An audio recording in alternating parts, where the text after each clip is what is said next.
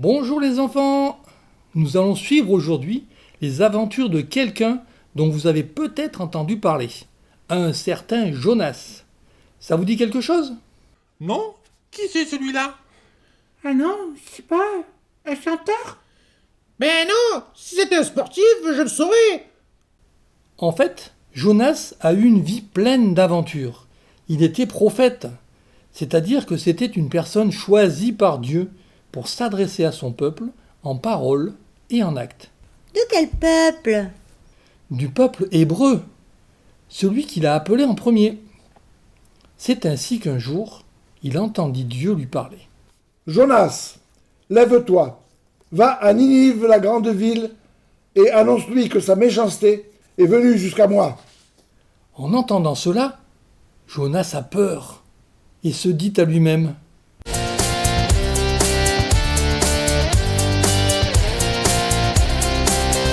Qui es-tu? Que fais-tu, Jonas? Prophète et humble pécheur.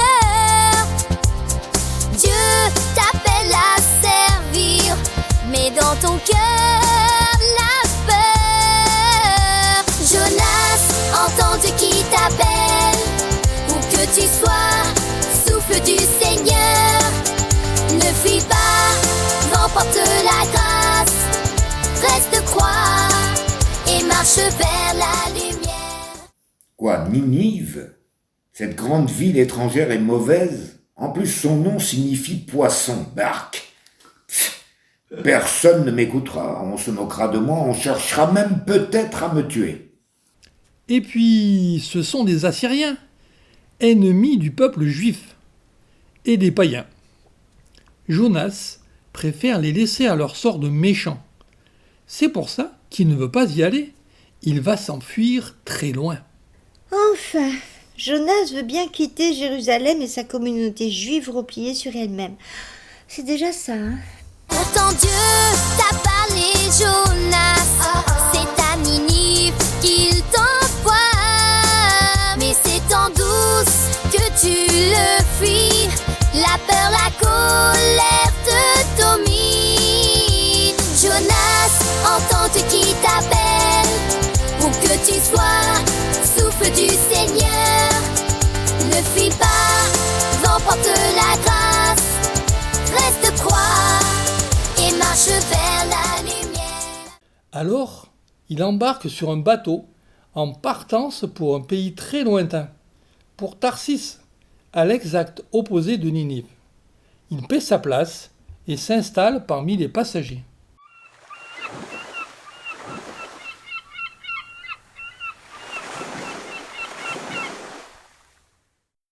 Ouf, me voilà en sécurité. Personne ne peut savoir où je suis et je vais pouvoir dormir sur mes deux oreilles.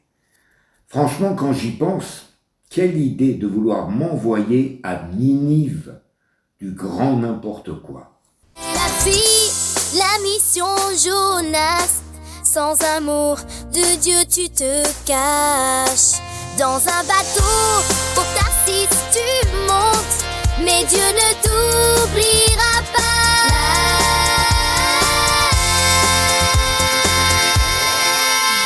Jonas, entends qui t'appelle.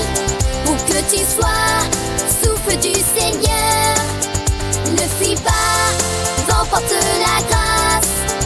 Reste croix et marche vers la lumière. Jonas, entends qui t'appelle. Où que tu sois, souffle du Seigneur. Ne fuis pas, remporte la grâce. Reste croix et marche vers la lumière. Mais voilà que le voyage s'annonce mouvementé, car tout à coup, Dieu fait souffler un vent violent sur la mer. Une véritable tempête se déchaîne et le navire semble sur le point de se briser. Les matelots sont effrayés. Vite, jetons toute la cargaison à la mer. Ça allègera le bateau et nous évitera peut-être le naufrage. Et puis, que chacun prie ses dieux, ce que nous invoquons, supplions-les de nous aider, quoi. C'est ainsi que des prières s'élèvent de tous côtés sur ce bateau en perdition. Et Jonas, me direz-vous, est-ce qu'il prie lui aussi? Eh bien pas du tout. Figurez-vous qu'il dort. Oui, vous avez bien entendu les enfants. Il dort profondément, tout au fond du navire. Incroyable, non? Enfin, quel sommeil profond. Presque j'en serais jalouse. Voyant cela, le capitaine s'approche de lui et l'interpelle. Hé, que fais-tu là? Tu dors? Lève-toi donc. Appelle ton Dieu au secours comme nous faisons tous. Il se souciera peut-être de nous, lui, et ne nous laissera pas mourir. Pendant ce temps, les matelots mettaient un plan au point. Tirons au sort pour savoir qui de nous est responsable du malheur qui nous arrive. C'est ce qu'ils firent, et figurez-vous que le sort tomba sur Jonas. Ils se mirent à l'interroger. Le vent souffle fort sur la mer. Jonas regarde, il a peur. Les marins crient, les vagues grondent. Ils savent que Dieu est en colère. Obéir à Dieu nous protège. Sinon, tu vois la tempête vient. Demande pardon, réponds à l'appel. Et la mer se calme à nouveau. Tu es responsable de notre malheur. Explique-nous donc ce que tu fais ici. Quel est ton métier? D'où es-tu? De quel pays? De quel peuple? Je suis hébreu et j'adore le Seigneur, le Dieu qui est au ciel et qui a créé les mers et les continents. Je vais vous raconter mon histoire. C'est ainsi que Jonas leur raconta comment il s'était enfui, loin du Seigneur. Et en entendant ce récit, les marins furent saisis d'une grande frayeur, parce que le Dieu des Hébreux, ce n'est pas n'importe qui, et il ne faut pas être surpris des conséquences, si l'on fuit devant lui. Pourquoi as-tu agi ainsi? Et maintenant, que devons-nous faire de toi pour que la mer se calme autour de nous? Tu vois bien qu'elle est de plus en plus agitée et dangereuse. Prenez-moi et jetez-moi par-dessus bord. Vous verrez que la mer s'apaisera. Je le reconnais, c'est par ma faute que vous subissez cette terrible tempête. Le bateau tangue sur les hautes vagues. Jonas n'a pas écouté Dieu. Les matelots tremblent. Il décide de le jeter dans l'eau froide. Obéir à Dieu nous protège. Sinon, tu vois la tempête vient. Demande pardon, réponds à l'appel. Et la mer se calme à nouveau.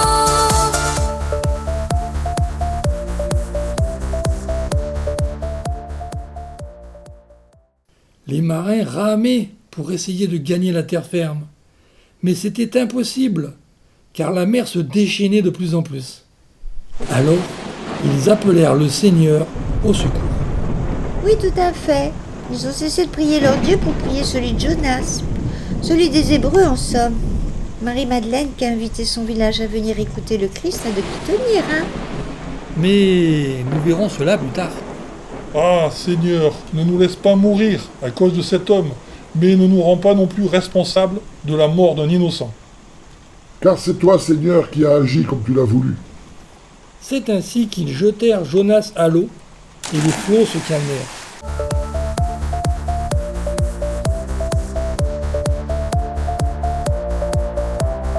Dans la mer, Jonas s'enfonce, c'est l'heure du signe de Jonas. Le poisson surgit et l'avale, et le calme revient sur la mer.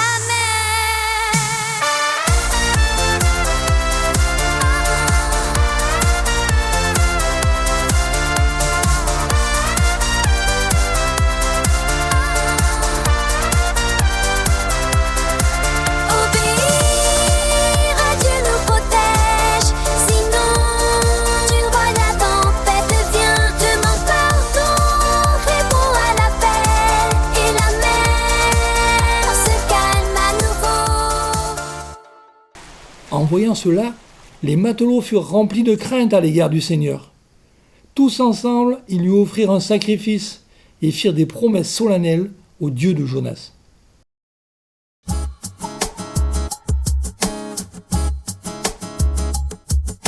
Qui es-tu, Jonas, prophète d'Israël?